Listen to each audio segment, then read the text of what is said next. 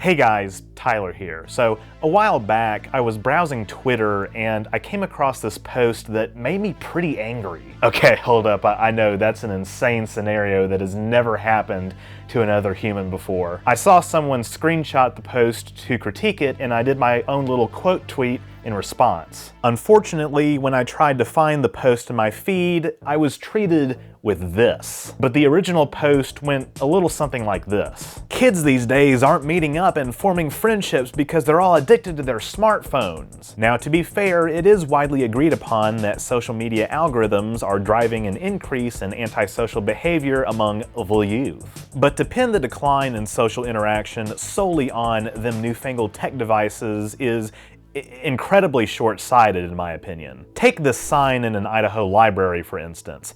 It says, anyone under 30 must check in at the desk. Please be prepared to show photo ID or have an unrestricted library card or be accompanied by your parent or legal guardian who must sign an affidavit every time you come to the library.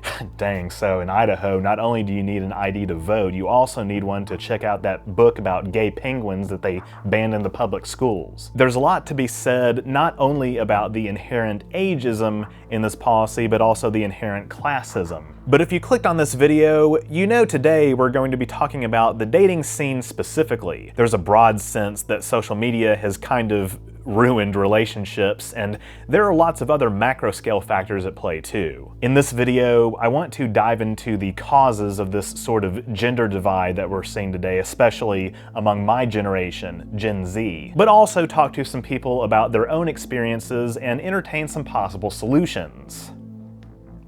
Let's get started. Before we go any further, I'd like to take a moment to talk to you about today's sponsor, Aura. In the past year, there was a record number of high-profile data breaches. Not only have companies like Dell, United Health, and Ticketmaster disclosed breaches compromising millions of customer records, but National Public Data announced a breach potentially impacting every American. We're talking info like full names, addresses, dates of birth, phone numbers, and you guessed it, social security numbers. And the hackers have already released this info online for free. If you haven't been taking your online security seriously, now's the time to change that. Thankfully, I'm feeling pretty secure thanks to Aura. They monitor your personal info across billions of data points, alerting you to potential identity theft. Aura offers a slew of other features to keep you safe online too, like real-time alerts, a VPN, data broker opt-outs to stop companies from selling your info, a password manager, and more. Plus up to $5 million in identity theft insurance, just in case the worst happens. If you're tired of being vulnerable to data breaches, just go to aura.com/OrangeRiver to try 2 weeks for free. That gives Aura enough time to discover if any of your data has been exposed. Massive thanks to Aura for sponsoring this video. Now, let's get back to it. You know, back in the day, dating was a lot simpler. You'd go to a public place like a bar or cafe, or maybe you'd meet somebody through a mutual friend. If you hit it off with someone and you had the confidence to do so, you'd ask them for their phone number.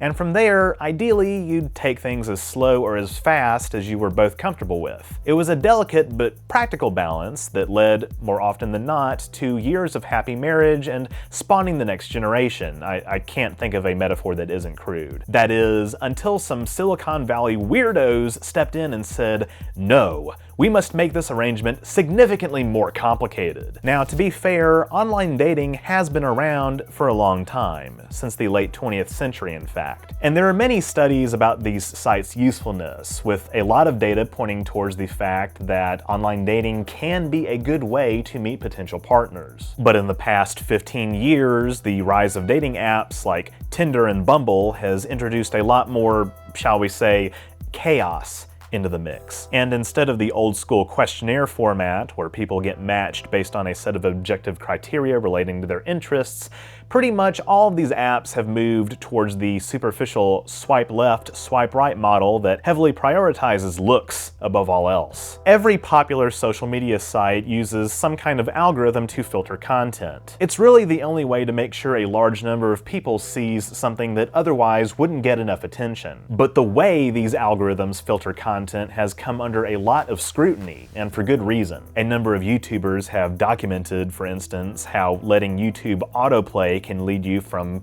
nice, wholesome videos about cute animals to somebody in their basement talking about how Adolf Hitler wasn't such a bad guy, actually. As a full-time YouTuber, I rely on algorithmic growth to generate enough clicks that result in ad rolls that account for over 90% of my income. But let's be honest, these algorithms are broken. I know, another completely novel thought, but let's take a look at how these algorithms are broken. The channel Memeable Data, great name, did a fantastic video where he ran multiple simulations of various scenarios regarding online dating apps. There's only so much available statistical data about the demographics of matchmaking for privacy reasons, but with some assumptions and using different variables like the ratio of male to female users, percentage of the time you swipe right, etc., he demonstrated why men are so unlikely to get matches. When women are flooded with a sea of guys desperate for a match, they tend to swipe left more often, not less,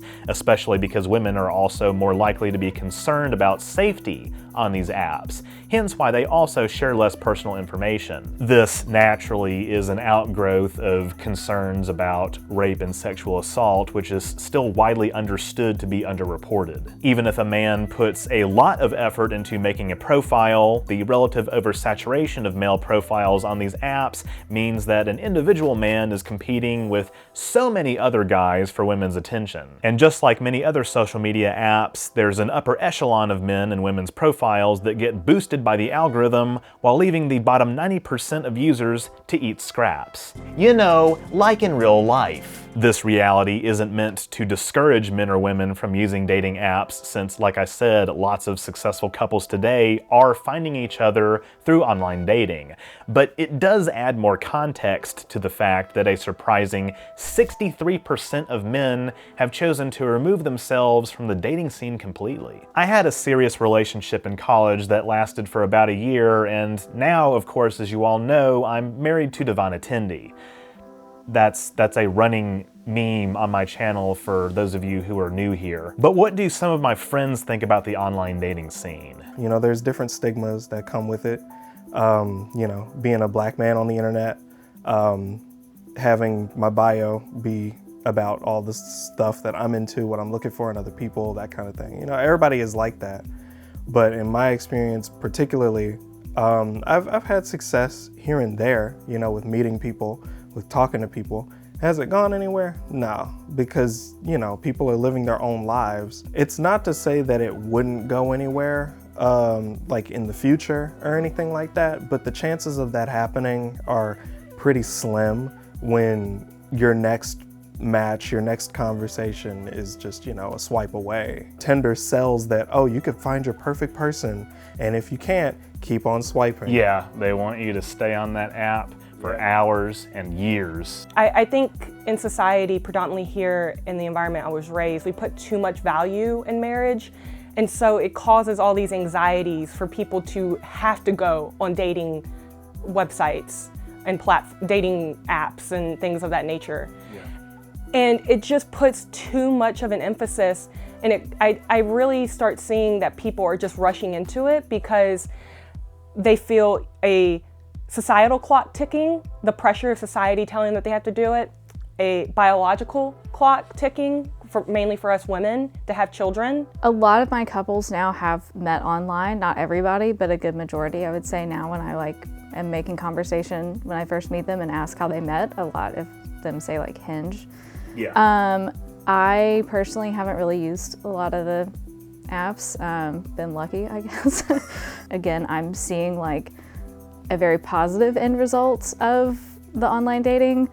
I do know for like some of my friends, like I meet a lot of people. I meet a lot of people my age. I meet a lot of guys my age, just like at weddings and stuff.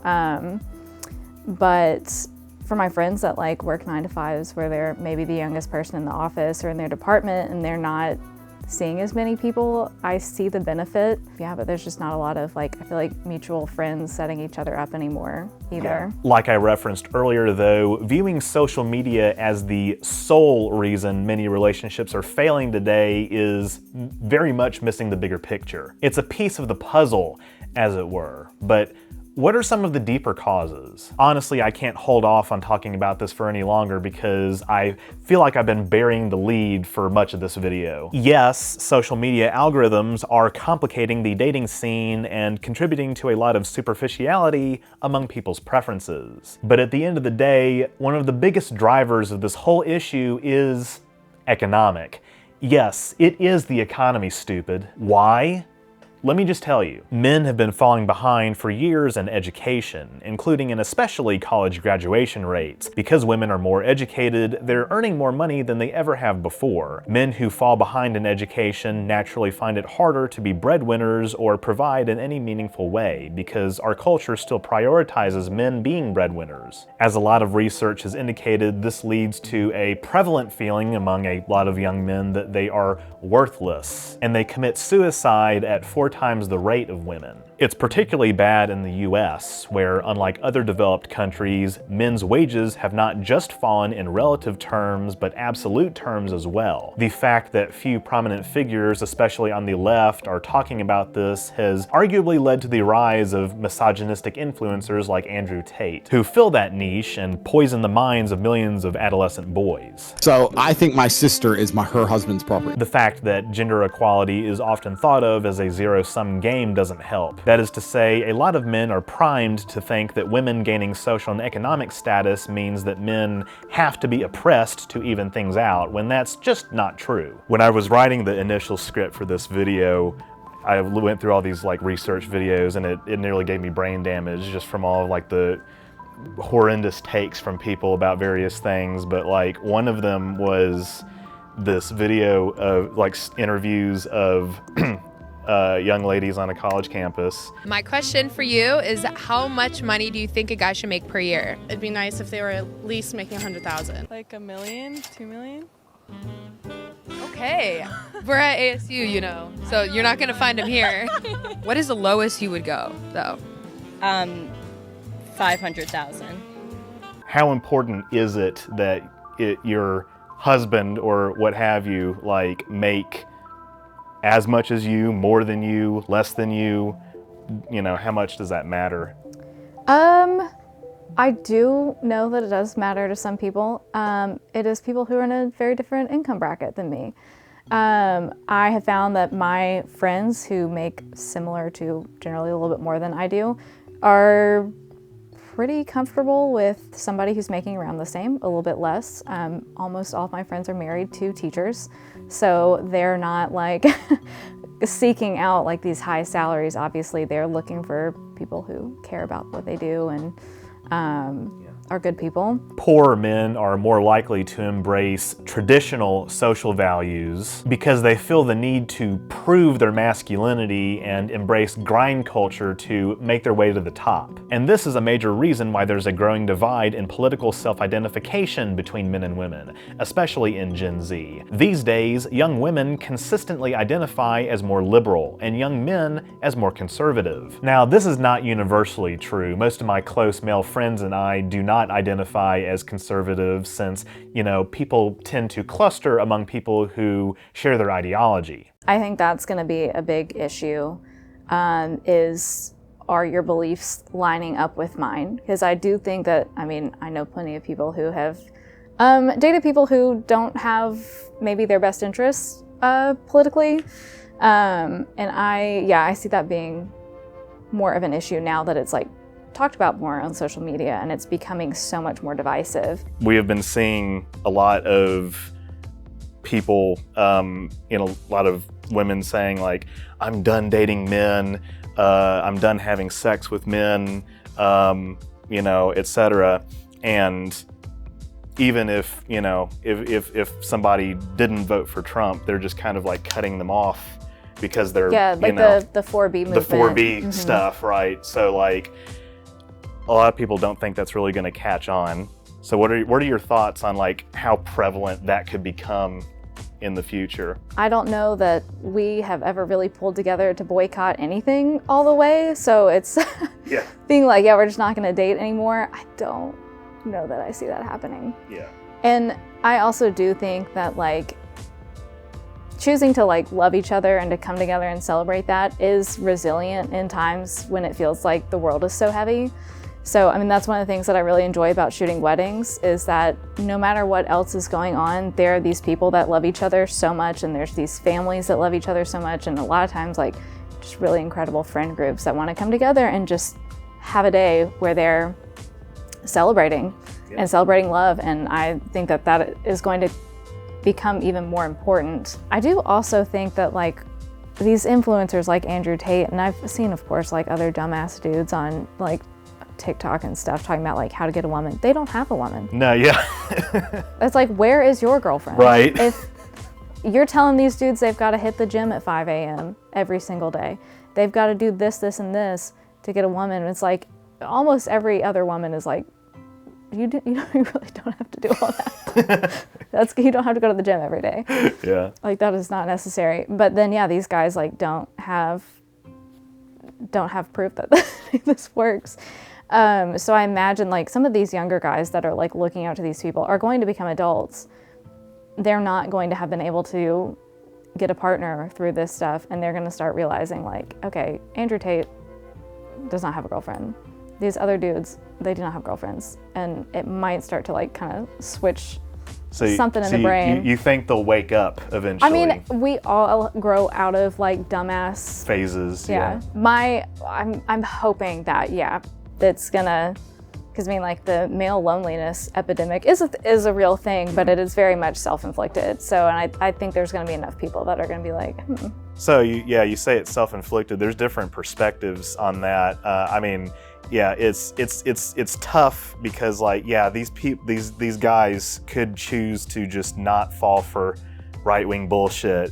But I do think that a lot of young men are finding themselves graduating into an economy that's not working for them. And so it's not working for like or anybody. What we've been taught either. Yeah. Like as a man, you've got to provide financially. Mm-hmm.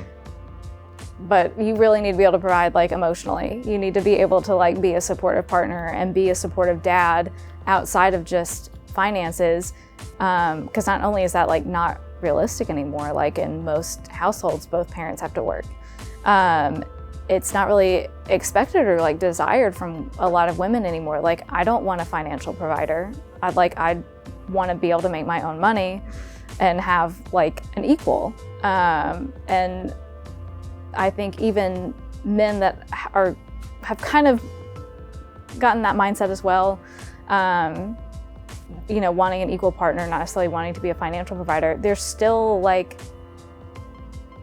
we weren't really taught that. Like men aren't really being taught how to be that still. Yeah. Like there's not like the sort of expectations that like women are brought up with is like being close to your family and like how to maintain that, how to like be a friend and be a supportive person and to listen and to nurture the people around you, not even just like children.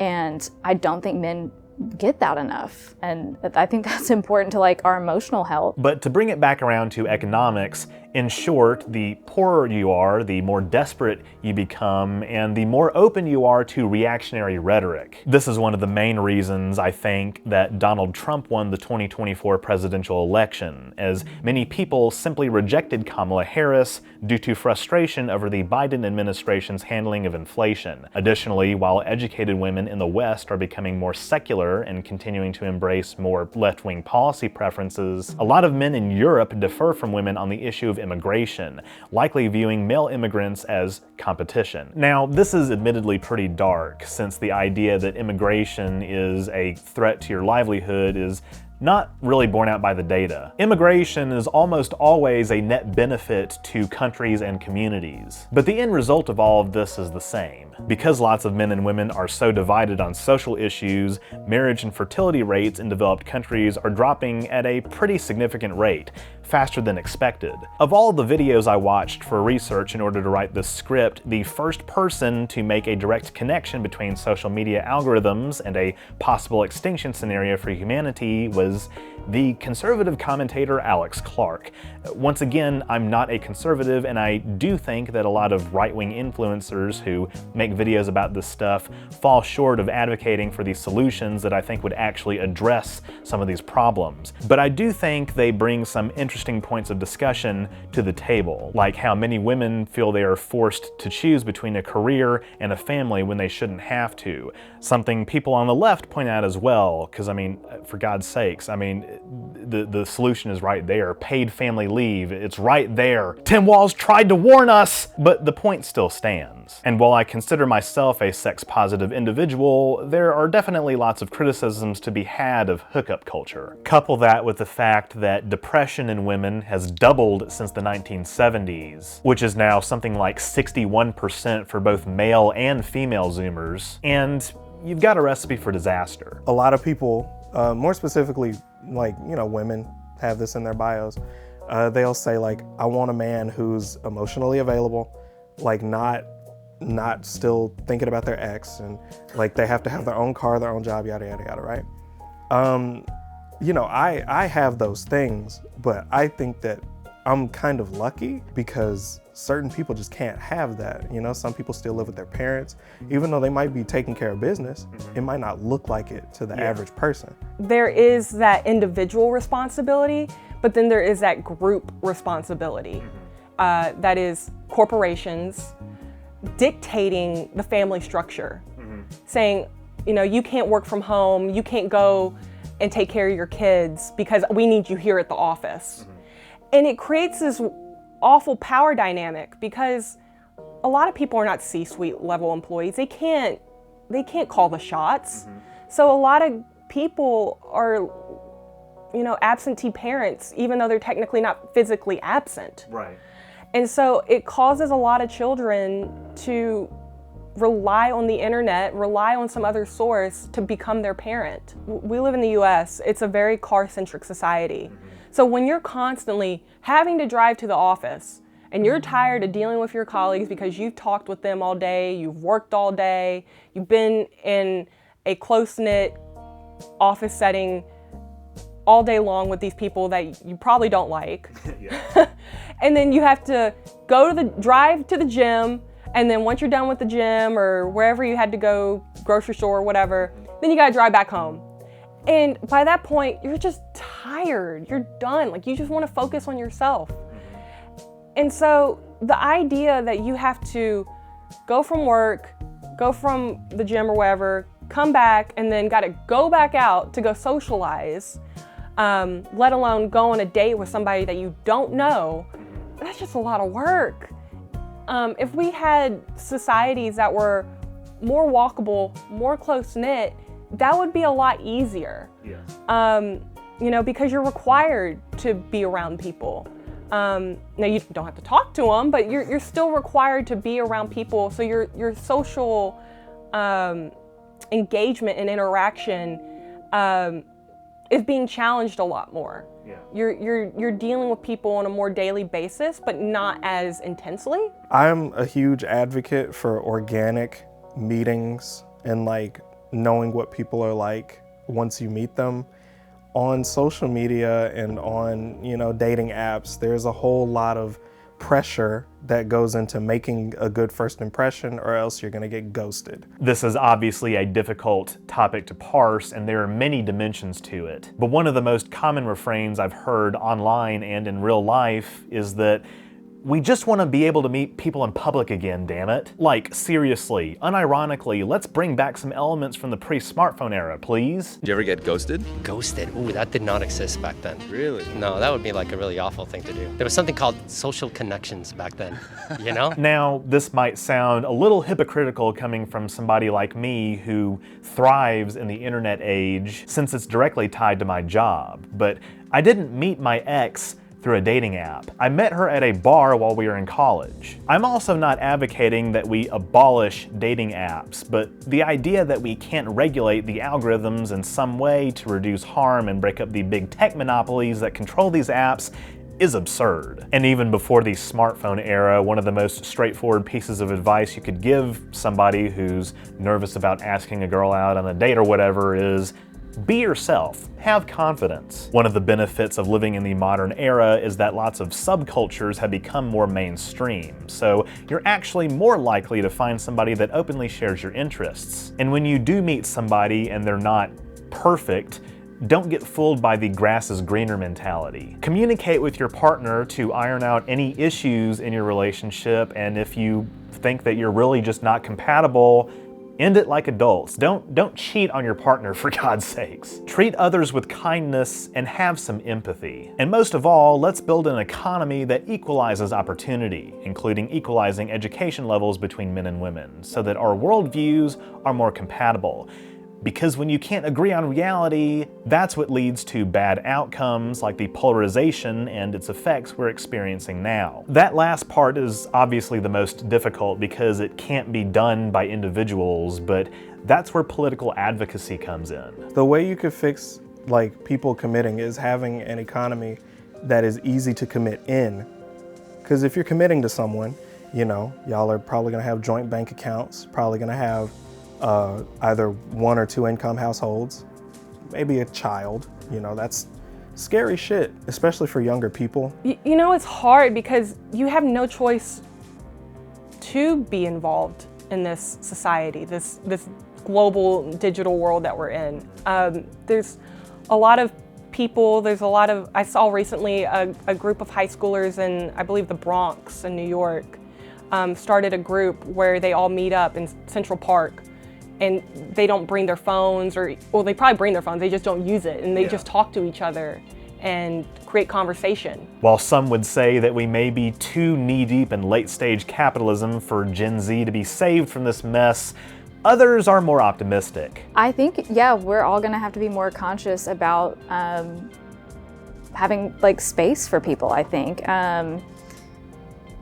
Making it like a conscious decision to invite a bunch of friends to go out to dinner, or having like a game night at your house more regularly. Because I mean, one, I think that's good for everybody. Like that is good for you as a person to be having that social time. But maybe trying to bring different groups of people together. And if you are wanting to think about like, how can I make my community bigger? Having your friends meet your other friends, and having your family meet more of your friends, I think, and meeting your neighbors, I think is huge. And that's also like a important like safety issue too. Like knowing the people around you is makes you feel safer, and actually does make you safer. As well as can help really like bring a community together. You know, if you ever need to like organize with the people in your area, like that's a good place to start, is next door. With that, thank you all so much for watching. If you enjoyed this video, be sure to leave a thumbs up down below and don't forget to share it. That stuff really helps me out. If you haven't subscribed yet, be sure to do that as well so you won't miss future uploads, and click the bell icon to receive all notifications.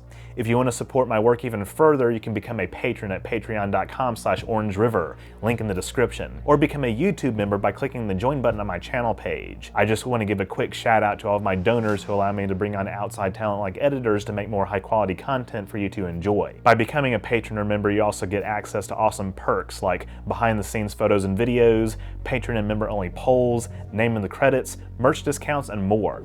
Or you can drop a one-time super thanks or PayPal donation. All are appreciated. Links to my PayPal, as well as my social media and merch store, are in the description too. That's all I have for this week. Now, let's go abolish capitalism.